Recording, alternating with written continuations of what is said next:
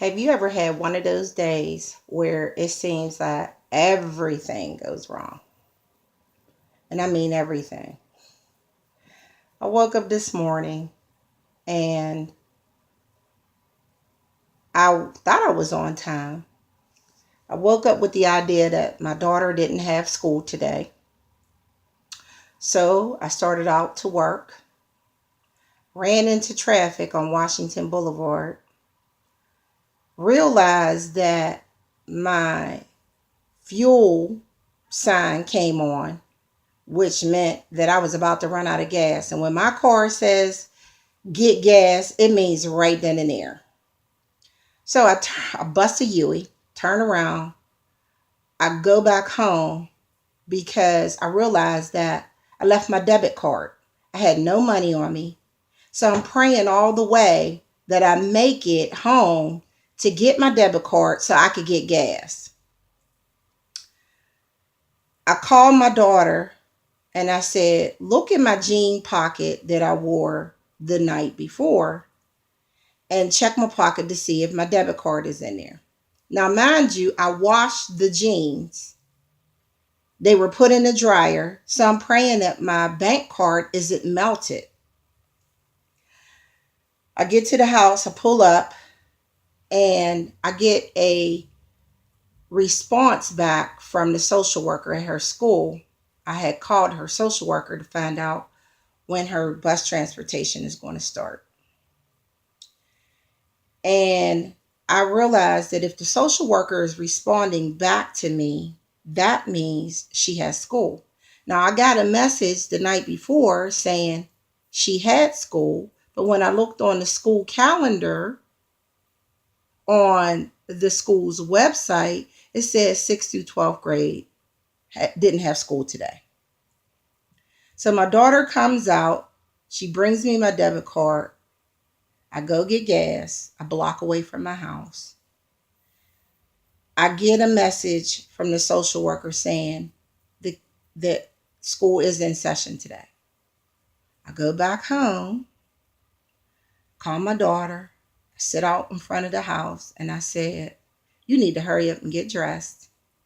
Just brush your teeth, wash your face, throw your school uniform on, and come on, because I need to take you to school. Now, I'm supposed to be at work at 9 a.m. She has to be at school by 10 to 9. It's probably about 9:15, 9:30 by now. I get on 28. Of course, I hit traffic. Then there's an accident. I said, okay, I'm going to just get off and go down River Avenue to get to Northside. Didn't hit any traffic there, thank goodness. I wrote her a quick note excusing her tardiness. She makes it to school. I've gone to work. I text my boss to let her know what happened with my daughter. And she texts me back like, we have a team meeting. I'm like, I know we have a team meeting. No, the team meeting started at 9 a.m. By this time, it's probably like 9:45. I have to drive all the way from Northside to Braddock. I finally make it to work. I come into the meeting. I missed a presentation. I come in right before our new CEO is about to give us a speech about how she appreciates the service coordinators, because that's what I am. Now, mind you, during this speech, a question is posed to her asking if the SCs, service coordinators, will be giving a pay increase. She politely, in a roundabout way, says no.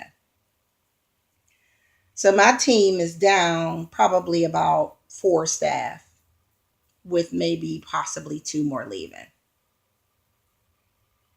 We serve almost 400 clients in 2 different departments that work with adults with a mental health diagnosis. So we're down staff. but they still want us to keep up our productivity. I'm late. I'm flustered because I'm late because I don't like being late for anything. So I'm flustered because I think my boss is upset that I'm late. She was kind enough to ask me, did I get my daughter to school okay? And I politely said yes. But my day never got on track because I couldn't get past the fact that I was late. I tried to get my thoughts organized. I eventually went out to see one client, came back to the office, and had planned to see another client, kept calling him. He didn't answer. So I went on and saw another client. Of course, by the time I got to the second client, my third client calls saying, "Oh, I'm ready. Sorry I missed your call." I said I had to move on to another client to see that person. And I possibly need to schedule with you another day this week. So I hear the disappointment in his voice. But my protocol is I call all my clients before I go out and see them. And if they don't answer, I just schedule with another client. So he was upset about that. I get back to the office, try to calm my nerves. just couldn't. Just couldn't get it together. Because I'm such a new staff that in order for me to print emails or to scan an email, I have to have a special code and I have to be put in a system. And I was supposed to be put into the system last week, which I wasn't, because when I tried to print today and scan, nothing worked. I had to get another staff person that was extremely busy doing her work. I had to stop her and ask her, would she print and scan for me? Because I have about 6 documents that I need to send to other agencies or businesses on behalf of my clients. And I couldn't do a simple task of scanning or faxing a document. And again, it frustrated me. So I said, okay, well, I'll just go and do other work. But I couldn't take my mind off the fact that I couldn't get my work done. So finally, I just said, forget it. I'm not going to be able to do anything.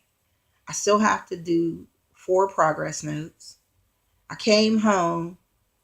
I needed to cook dinner and fold 3 loads of laundry, which you can see is on my bed right now.